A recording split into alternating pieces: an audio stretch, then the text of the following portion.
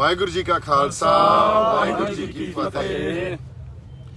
बड़े ही एक positive note ते आपां ये गल्लां करनियां क्योंकि परसों जिहड़ी अपनी टॉक हुई सी उस टॉक च किसान जथेबंदियां दी लीडरशिप नूं आपां एक बेनती कीती सी ते उन्हां नूं यही बेनती कीती सी भी आपां इकट्ठे होईए, एक टीम वर्क बना के चलीए ते साडे कुछ आइडियाज़ आ उन्हां आइडियाज़ नूं तुसीं कंसीडर करो, साडी रिप्रजेंटेशन नूं कंसीडर करो ते उहदे ते जिहड़ा जवाब आया भी दीप सिद्धू या असीं सारे उन्हां दीयां मिन्नतां तरले कर रहे हैं।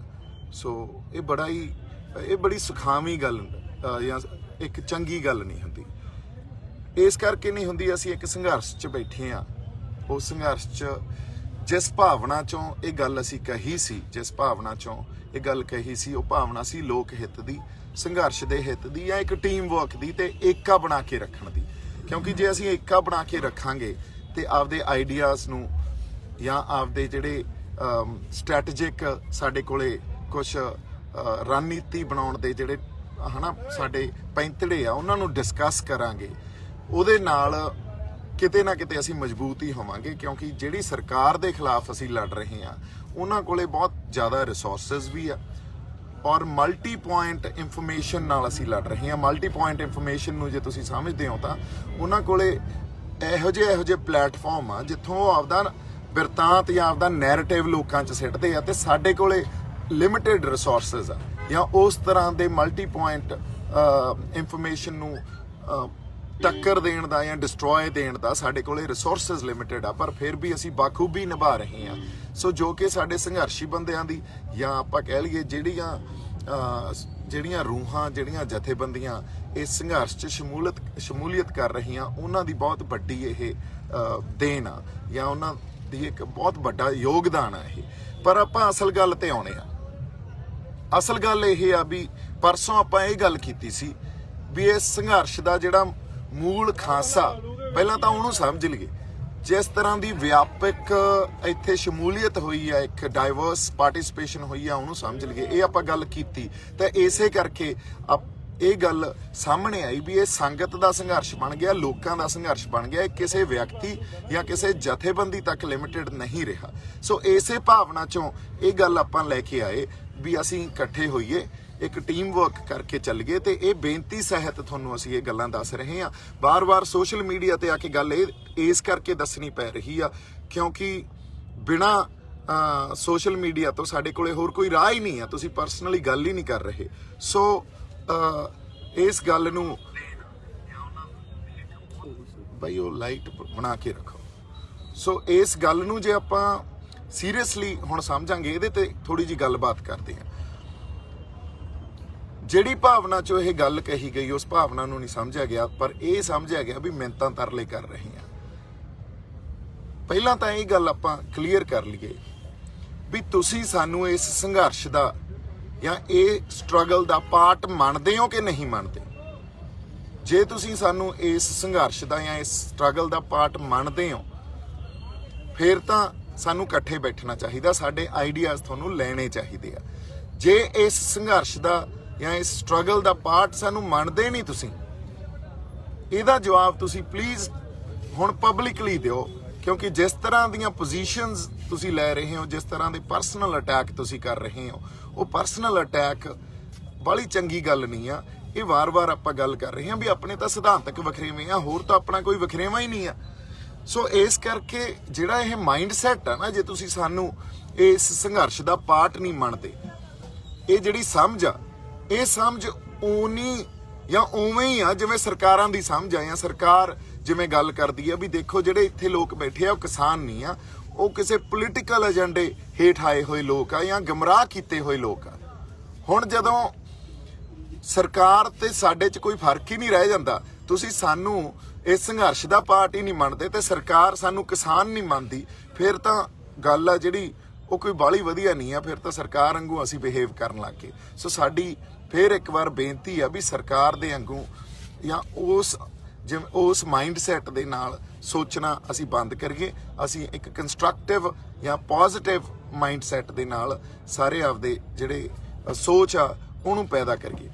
दूजी गल इहदे नाल ਜਿਹੜਾ ਫੰਡਾਮੈਂਟਲ ਕੁਐਸਚਨ ਆ, ਜਿਹੜਾ ਸਮਝਣਾ ਬੜਾ ਜ਼ਰੂਰੀ ਆ, ਕਿਉਂਕਿ ਜਿਸ ਤਰ੍ਹਾਂ ਦੀ ਵਾਰ-ਵਾਰ ਗੱਲਾਂ ਆ ਰਹੀਆਂ, ਜਿਸ ਤਰ੍ਹਾਂ ਦੀਆਂ ਸਟੇਟਮੈਂਟਸ ਆ ਰਹੀਆਂ, ਇਹ ਬੁਨਿਆਦੀ ਸਵਾਲ ਸਮਝਣਾ ਜ਼ਰੂਰੀ ਆ ਵੀ ਇਹ ਸੰਘਰਸ਼, ਇੱਕ ਵਾਰੀ ਫੇਰ ਮੈਂ ਰਿਪੀਟ ਕਰ ਰਿਹਾ, ਇਹ ਕਿਸੇ ਵਿਅਕਤੀ ਕਰਕੇ, ਮੈਂ ਕਹਿਣਾ ਮੇਰੇ ਕਰਕੇ ਜਾਂ ਜਥੇਬੰਦੀਆਂ ਕਰਕੇ, ਇਹ ਕਿਸੇ ਕਰਕੇ ਪੈਦਾ ਨਹੀਂ ਹੋਇਆ। ਇੱਥੇ ਅਕਾਲ ਪੁਰਖ ਵਾਹਿਗੁਰੂ ਦੀ ਕਲਾ ਵਰਤ ਰਹੀ ਆ ਤੇ ਇਸ ਗੱਲ ਨੂੰ ਸਟੇਜ ਤੋਂ ਰਾਜੇਵਾਲ ਸਾਹਿਬ ਨੇ ਇਸ ਗੱਲ ਨੂੰ ਸਟੇਜ ਤੋਂ ਮੰਨਿਆ ਵੀ ਇਹ ਸਾਡੇ ਜਥੇਬੰਦੀਆਂ ਕਰਕੇ ਏਡੀ ਵੱਡੀ ਲਾਮਬੰਦੀ ਨਹੀਂ ਹੋਈ ਆ, ਇਹ ਕਿਸੇ ਵਿਅਕਤੀ ਕਰਕੇ ਨਹੀਂ ਹੋਈ ਆ, ਇਹ ਉਸ ਵਾਹਿਗੁਰੂ ਕਰਕੇ ਉਹਦੀ ਕਲਾ ਵਾਪਰ ਰਹੀ ਆ ਤੇ ਇਸ ਖਾਤਰ ਇਹ ਲਾਮਬੰਦੀ ਹੋਈ ਆ। ਤੇ ਇਸ ਗੱਲ ਨੂੰ ਜੇ ਰਾਜੇਵਾਲ ਸਾਹਿਬ ਨੇ ਸਮਝ ਲਿਆ, ਫਿਰ ਮੈਨੂੰ ਜਾਂ ਸਾਨੂੰ ਇਹ ਗੱਲ ਸਮਝ ਨਹੀਂ ਆ ਰਹੀ ਵੀ ਬਾਕੀ ਇਸ ਗੱਲ ਨੂੰ ਕਿਉਂ ਨਹੀਂ ਸਮਝ ਪਾ ਰਹੇ। ਇਹਦੇ ਦੋ ਕਾਰਨ ਹੋ ਸਕਦੇ ਆ। ਇੱਕ ਕਾਰਨ ਇਹਦਾ ਇਹ ਆ, ਜਿਹੜੀ ਹੁੰਦੀ ਆ ਐਰੋਗੈਂਸ ਜਾਂ ਹੰਕਾਰ। ਜਦੋਂ ਸਾਡੇ 'ਚ ਹੰਕਾਰ ਜਾਂ ਐਰੋਗੈਂਸ ਹੋਵੇ ਨਾ, ਉਦੋਂ ਇਸ ਗੱਲ ਨੂੰ ਸਮਝਣਾ ਬੜਾ ਔਖਾ ਵੀ ਇਹ ਅਕਾਲ ਪੁਰਖ ਵਾਹਿਗੁਰੂ ਦੀ ਕਲਾ ਵਾਪਰ ਰਹੀ ਆ। ਉਦੋਂ ਐਂ ਲੱਗਦਾ ਹੁੰਦਾ ਵੀ ਸਾਡੀਆਂ ਪੋਜੀਸ਼ਨਾਂ ਜਾਂ ਅਸੀਂ ਇੰਨੇ ਜ਼ਿਆਦਾ ਸਟਰੋਂਗ ਆ ਤੇ ਇਸ ਖਾਤਰ ਜਾਂ ਸਾਡੇ ਕਾਲ ਤੇ ਜਾਂ ਅਸੀਂ ਬੁਲਾਇਆ ਤਾਂ ਲੋਕ ਆ ਗਏ, ਲੋਕਾਂ ਨੂੰ ਅਸੀਂ ਜਗਾਤਾ, ਫਿਰ ਉਦੋਂ ਮੈਂ ਆ ਜਾਂਦੀ ਆ ਵਿੱਚ। ਦੂਜਾ ਕਾਰਨ ਇਹਦਾ ਇਹ ਆ, ਜਿਹੜਾ ਮੇਰਾ ਪਰਸਨਲ ਵਿਊ ਇਹ ਆ ਵੀ ਇਹ ਦੂਜਾ ਕਾਰਨ ਇਹ ਆ, ਤੇ ਜਿਹੜਾ ਮੈਨੂੰ ਲੱਗਦਾ ਵੀ ਇਹੀ ਗੱਲ ਆ ਵੀ ਇਹ ਕਈ ਵਾਰੀ ਮਨੁੱਖੀ ਬੁੱਧੀ 'ਚ ਗੱਲ ਹੀ ਨਹੀਂ ਪੈਂਦੀ, ਉਹ ਕੈਲੀਬਰ ਹੀ ਨਹੀਂ ਹੁੰਦਾ ਸਾਡੇ ਕੋਲੇ ਸਮਝਣ ਦਾ। ਇੱਕ ਡਿਵਾਈਨ ਇੰਟਰਵੈਂਸ਼ਨ ਨੂੰ ਜਾਂ ਅਕਾਲ ਪੁਰਖ ਵਾਹਿਗੁਰੂ ਦੀ ਕਲਾ ਨੂੰ ਸਮਝਣ ਦਾ ਕਈ ਵਾਰੀ ਸਾਡੇ 'ਚ ਕੈਲੀਬਰ ਹੀ ਨਹੀਂ ਹੁੰਦਾ।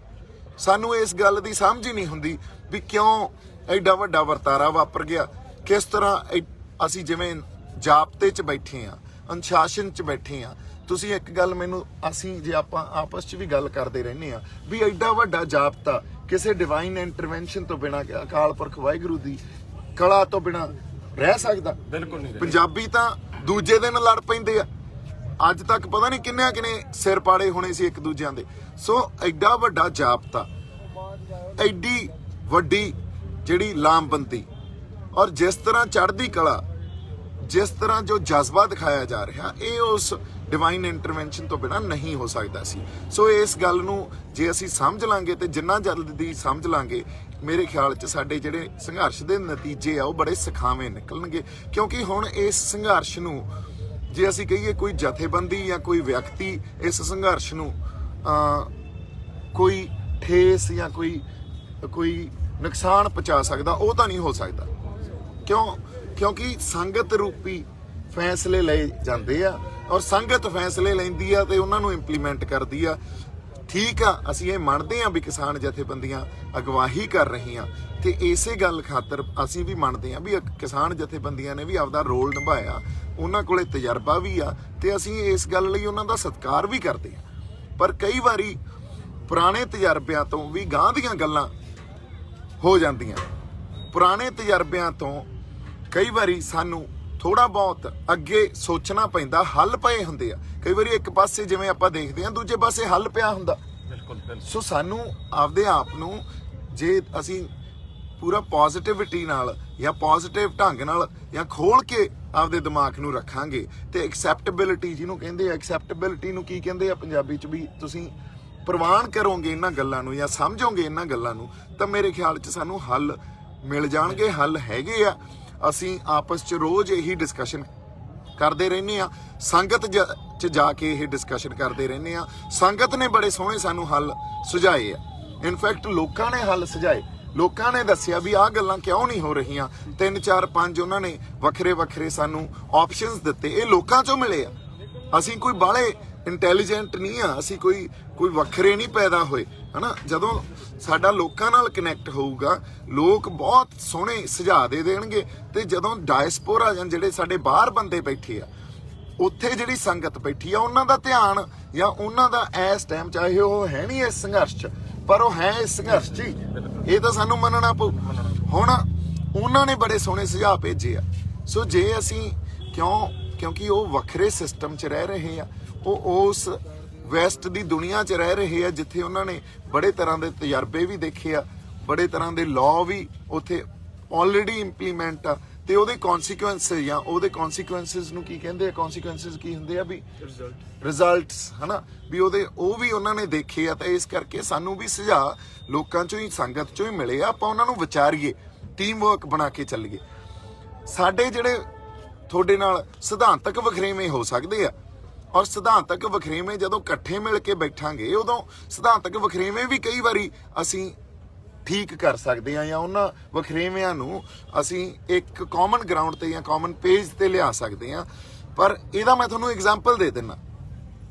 ਐਗਜ਼ਾਮਪਲ ਇਹ ਆ ਵੀ ਜਦੋਂ ਪਿਛਲੀ ਮੀਟਿੰਗ ਹੋਈ, 4 ਤਰੀਕ ਵਾਲੀ ਮੀਟਿੰਗ ਹੋਈ, ਉੱਥੇ ਜਿਹੜੇ ਸਾਡੀਆਂ ਰੂਹਾਂ ਇੱਥੋਂ ਜਾਂ ਜਿਹੜੇ ਸ਼ਖਸੀਅਤਾਂ ਸਾਡੇ ਤੋਂ ਵਿਛੜ ਗਈਆਂ, ਅਕਾਲ ਚਲਾਣਾ ਕਰ ਗਈਆਂ, ਤੁਸੀਂ ਸਰਕਾਰ ਨਾਲ ਬੈਠ ਕੇ ਉਹਨਾਂ ਰੂਹਾਂ ਨੂੰ ਸ਼ਰਧਾਂਜਲੀ ਦੇ ਰਹੇ ਹੋ। ਜਿਹੜੇ ਉਹਨਾਂ ਦੀ ਮੌਤ ਦੇ ਜ਼ਿੰਮੇਦਾਰ ਆ, ਉਹਨਾਂ ਨਾਲ ਬੈਠ ਕੇ ਸ਼ਰਧਾਂਜਲੀ ਦੇ ਰਹੇ ਹੋ। ਇਹ ਤਾਂ ਜਮਾਂ ਉਹੀ ਗੱਲ ਹੋ ਗਈ ਵੀ ਜਿਵੇਂ 84 ਦੇ ਜਿਹੜੇ ਸਾਡੀ ਸਿੱਖ ਜੈਨੋਸਾਈਡ ਹੋਈ ਸੀ, ਉਹਦੇ ਜਿਹੜੇ ਜ਼ਿੰਮੇਵਾਰ ਲੋਕ ਸੀ ਉੱਥੇ, ਸੱਜਣ ਕੁਮਾਰ ਜਾਂ ਟਾਈਟਲਰ, ਅਸੀਂ ਉਹਨਾਂ ਬੰਦਿਆਂ ਨਾਲ ਬਹਿ ਕੇ ਕਹੀਏ ਵੀ ਉਹ ਸਾਡੀਆਂ ਰੂਹਾਂ ਨੂੰ ਸ਼ਰਧਾਂਜਲੀ ਦਿਓ। ਇਹ ਤਾਂ ਉਹਨਾਂ ਰੂਹਾਂ ਦੀ ਤੋਹੀਨ ਹੋਊਗੀ ਤੇ ਉਹਨਾਂ ਰੂਹਾਂ ਨੂੰ ਕਿੰਨਾ ਦੁੱਖ ਪਹੁੰਚੂਗਾ ਵੀ ਕਾਤਲਾਂ ਨੂੰ ਬਿਠਾ ਕੇ ਅਸੀਂ ਕਹੀਏ ਵੀ ਉਹਨਾਂ ਨੂੰ ਸ਼ਰਧਾਂਜਲੀ ਦਿਓ। ਸੋ ਇਸ ਖਾਤਰ ਇਹ ਗੱਲ ਹੋ ਸਕਦਾ ਤੁਸੀਂ ਰਿਅਲਾਈਜ਼ ਨਾ ਕੀਤੀ ਹੋਵੇ, ਅਣਜਾਣੇ 'ਚ ਇਹ ਗੱਲ ਹੋ ਸਕਦੀ ਹੋਵੇ, ਪਰ ਜਦੋਂ ਕੌਮਾਂ ਲੜਾਈ ਲੜਦੀਆਂ ਨਾ, ਔਰ ਸਪੈਸ਼ਲੀ ਜਦੋਂ ਜਿਸ ਤਰ੍ਹਾਂ ਗੁਰੂ ਸਾਹਿਬਾਨਾਂ ਨੇ ਸਾਨੂੰ ਲੜਾਈ ਲੜਨਾ ਸਿਖਾਇਆ, ਅਸੀਂ ਗੈਰਤਾਂ ਦੇ ਨਾਲ ਲੜਾਈ ਲੜਦੇ ਹਾਂ। ਗੈਰਤਾਂ ਤੋਂ ਬਿਨਾਂ ਕੌਮਾਂ ਲੜਾਈ ਨਹੀਂ ਲੜਦੀਆਂ। ਜੇ ਤੁਸੀਂ ਇਹ ਕਹੋਗੇ ਵੀ ਇਹ ਸ਼ਿਸ਼ਟਾਚਾਰ ਸੀ, ਇਹ ਸ਼ਿਸ਼ਟਾਚਾਰ ਚੋਂ ਅਸੀਂ ਗੱਲ ਕੀਤੀ। ਸ਼ਿਸ਼ਟਾਚਾਰ ਤਾਂ ਜਾਤੀ ਹੋ ਸਕਦਾ, ਪਰ ਜਦੋਂ ਸੰਘਰਸ਼ 'ਚ ਬੈਠੇ ਆ ਨਾ, ਉਦੋਂ ਸ਼ਿਸ਼ਟਾਚਾਰ ਵੀ ਇਸ ਸੰਘਰਸ਼ ਦੀ ਰੌਸ਼ਨੀ 'ਚ ਹੀ ਦੇਖਿਆ ਜਾਣਾ ਚਾਹੀਦਾ। ਸ਼ਿਸ਼ਟਾਚਾਰ ਇਸ ਸੰਘਰਸ਼ ਦੀ ਰੌਸ਼ਨੀ ਤੋਂ ਬਿਨਾਂ ਨਹੀਂ ਕਦੇ ਸਿਰਜਿਆ ਜਾਂਦਾ। ਸੋ ਜਿਹੜੀ ਗੈਰਤ ਦੀ ਆਪਾਂ ਗੱਲ ਕਰ ਰਹੇ ਸੀ, ਜਦੋਂ ਕੌਮਾਂ ਲੜਾਈ ਲੜਦੀਆਂ, ਸਪੈਸ਼ਲੀ ਅਸੀਂ ਲੜਾਈ ਲੜਦੇ ਆ, ਜਾਂ ਸਾਡੇ ਰਹਿਬਰਾਂ ਨੇ, ਗੁਰੂਆਂ ਨੇ ਜਿਸ ਤਰ੍ਹਾਂ ਦੀਆਂ ਸਾਨੂੰ ਲੜਾਈਆਂ ਲੜਨੀਆਂ ਸਿਖਾਈਆਂ, ਉੱਥੇ ਗੈਰਤ ਤੋਂ ਬਿਨਾਂ ਅਸੀਂ ਲੜਾਈ ਨਹੀਂ ਲੜ ਸਕਦੇ। ਗੈਰਤ ਹੀ ਮਨੁੱਖੀ ਬੁੱਧੀ ਨੂੰ ਤੇ ਜਜ਼ਬੇ ਨੂੰ ਪ੍ਰਚੰਡ ਕਰਦੀ ਆ, ਤੇ ਜੇ ਗੈਰਤ ਨਾ ਹੋਵੇ ਫਿਰ ਉਹੀ ਬੁੱਧੀਆਂ ਤੇ ਜਜ਼ਬੇ ਨੂੰ ਖੁੰਡਾ ਕਰ ਦਿੰਦੀ ਆ। ਸੋ ਗੈਰਤਾਂ ਤੋਂ ਬਿਨਾਂ ਲੜਾਈਆਂ ਨਹੀਂ ਲੜੀਆਂ ਜਾ ਸਕਦੀਆਂ। ਇਹੀ ਸਿਧਾਂਤਕ ਵਖਰੇਵੇਂ ਆ, ਤੇ ਸਿਧਾਂਤਕ ਵਖਰੇਵੇਂ ਵੀ ਤਾਂ ਹੀ ਦੂਰ ਹੋਣਗੇ ਜੇ ਅਸੀਂ ਰਲ ਮਿਲ ਕੇ ਬੈਠਾਂਗੇ। ਅਸੀਂ ਤਾਂ ਤੁਹਾਨੂੰ ਫੇਰ ਇੱਕ ਸਨਮਰ ਬੇਨਤੀ ਕਰ ਰਹੇ ਹਾਂ ਵੀ ਅਸੀਂ ਇੱਕ ਟੀਮ ਵਰਕ ਬਣਾ ਕੇ ਚੱਲੀਏ, ਰਲ ਮਿਲ ਕੇ ਬੈਠੀਏ, ਵਖਰੇਵਿਆਂ ਨੂੰ ਵੀ ਦੂਰ ਕਰੀਏ, ਤੇ ਸਾਡੀ ਸਟ੍ਰੈਟਜੀ ਜਿਹੜੀ ਰਣਨੀਤੀ ਆ ਉਹ ਵੀ ਅਸੀਂ ਸਿਰਜੀਏ। ਸਾਡੀ ਰਿਪਰੈਜ਼ੈਂਟੇਸ਼ਨ, ਜੇ ਤੁਸੀਂ ਮੰਨਦੇ ਹੋ ਵੀ ਇਸ ਸੰਘਰਸ਼ ਦੇ ਅਸੀਂ ਪਾਰਟ ਆ, ਤਾਂ ਸਾਡੀ ਰਿਪਰੈਜ਼ੈਂਟੇਸ਼ਨ ਵੀ ਮੰਨੋ। ਅਸੀਂ ਇਸ ਖਾਤਰ ਵੀ ਤੁਹਾਨੂੰ ਬੇਨਤੀ ਕਰਦੇ ਹਾਂ, ਸਾਨੂੰ ਰਿਪਰੈਜ਼ੈਂਟ ਕਰਨ ਦਾ ਹੁਣ ਮੌਕਾ ਦਿਓ। ਜੇ ਤੁਸੀਂ ਕਹਿੰਦੇ ਹੋ ਸਟੇਜ ਤੋਂ ਨਾ ਬੋਲੋ, ਕੋਈ ਗੱਲ ਨਹੀਂ, ਸਟੇਜ ਤੋਂ ਆਪਾਂ ਨਹੀਂ ਬੋਲਾਂਗੇ।